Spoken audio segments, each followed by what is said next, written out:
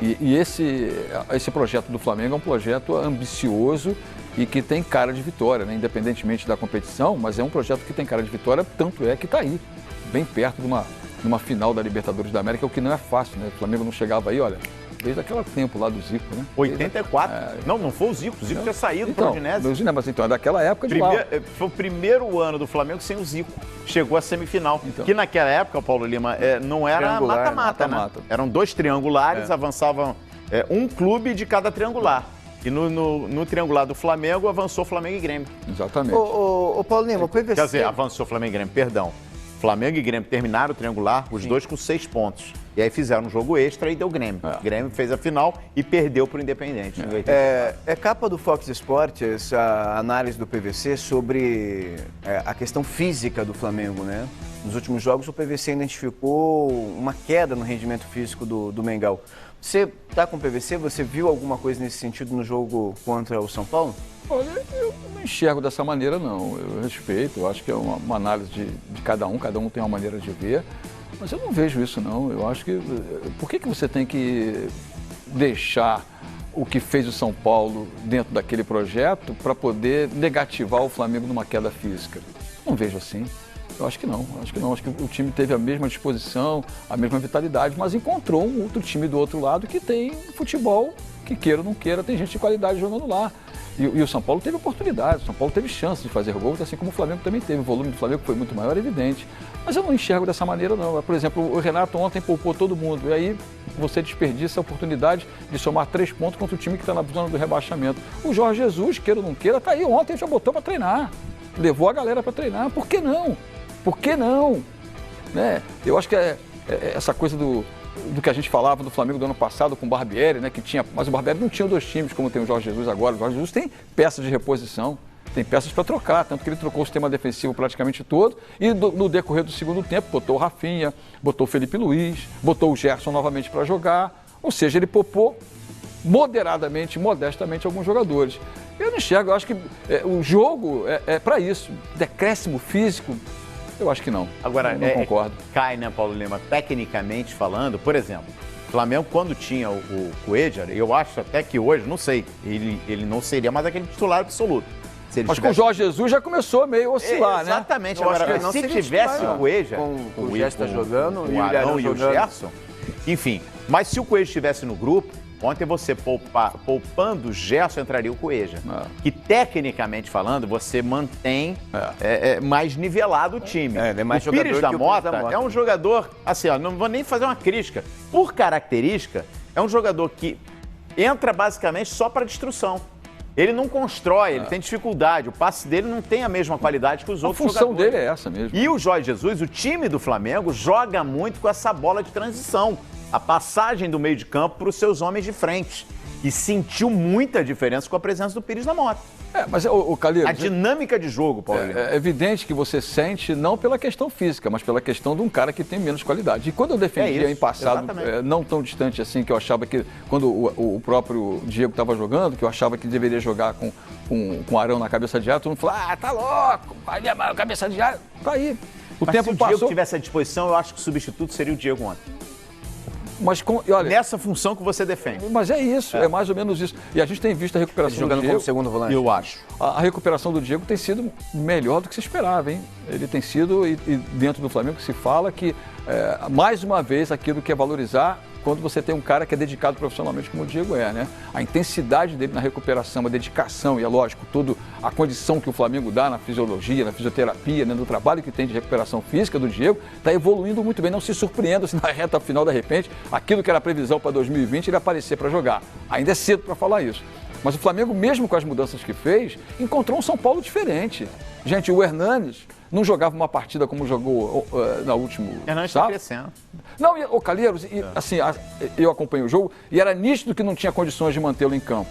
Nítido que não tinha condições, né? Então estava desgastado fisicamente, tanto que na última bola que ele perde ela e dá um esticão, a imagem da batata da perna dele endurecida é de um desgaste físico absurdo, né? Tem que parar o jogo para atender. Mas foi um cara que voltou com vitalidade. O Daniel Alves correndo até o final, né? A defesa queira se matando né? Então, o time todo se dedicou a um projeto novo no São Paulo com o Fernando Diniz, que não é o projeto do Fernando Diniz com passagem pelo Atlético Paranaense, com passagem pelo Fluminense, mas é um projeto de amadurecimento do próprio Fernando Diniz. Pô, estou enfrentando o Flamengo de peito aberto. Por que eu vou ficar tocando a bolinha para lá e para cá e ter posse de bola? Não, foi para o jogo. Foi para o jogo, teve oportunidade e o Flamengo também, com a ausência, é claro, dos dois principais laterais, quando o Gerson no meio-campo, cai a qualidade. Evidente que cai a qualidade do Flamengo. Mas não é por isso que você tem que desvalorizar aquilo que o São Paulo fez. Então, é um resultado que foi adverso.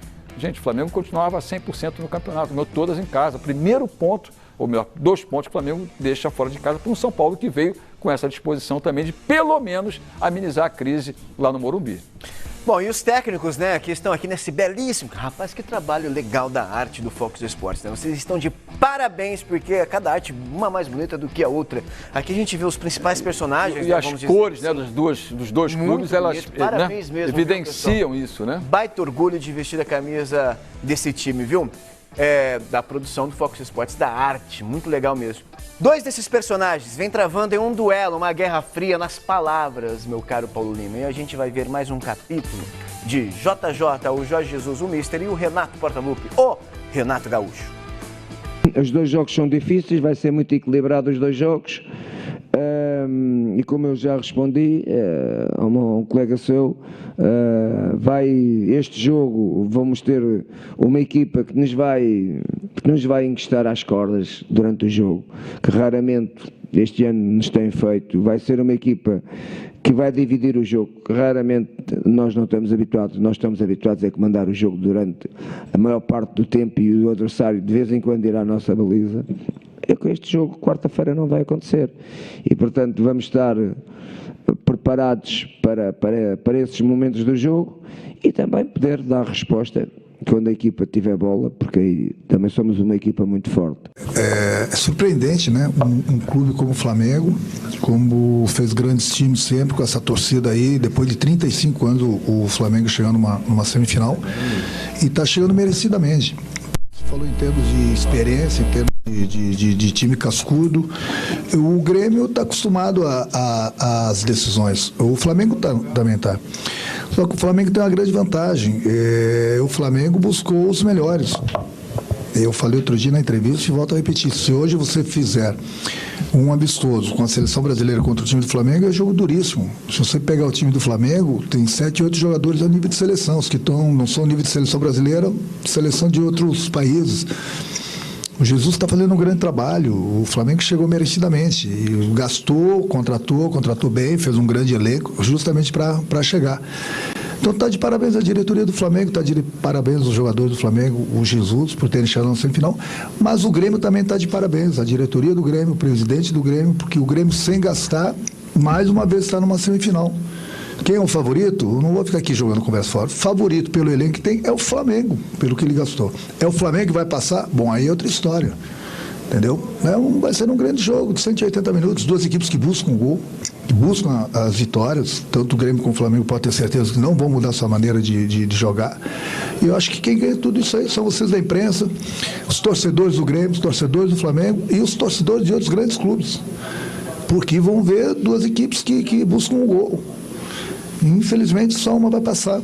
Poderia ter sido, né, uma final de Libertadores, mas o homem lá de cima não quis, então apenas uma equipe vai passar, mas pode ter certeza que qualquer uma das equipes que passar, o futebol brasileiro vai estar muito bem representado pelo que as equipes vêm fazendo nas competições.